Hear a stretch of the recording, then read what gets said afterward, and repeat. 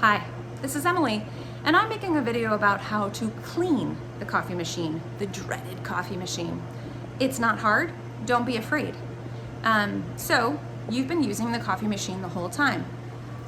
You will take the lid, this lid, or the lid that's normally here, you'll take it off when it's time.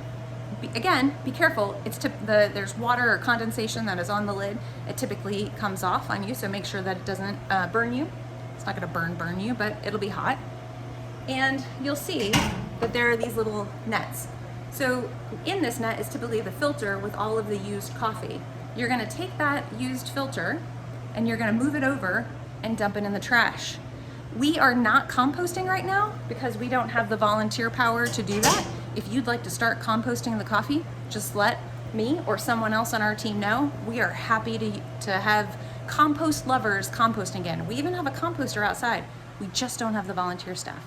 Anyway, once that's out, you're gonna put the net back in. You can put just put the net back in. And then typically in there's still a whole bunch of coffee. So at this point, you're gonna wanna drain the coffee.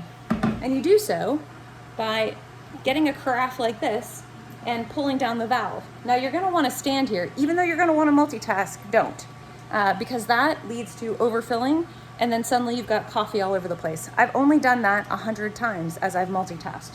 So do as I say, not as I do. So here, you're gonna want all the coffee to come out. When it comes to be dregs like that, you just keep it going until nothing else comes out. And then when nothing else is coming out, you put it down the sink. It's always very hard to waste coffee, but that's how it is. And then you're gonna wanna come over to the hot water and you don't have to fill it up all the way, but you wanna fill it up halfway.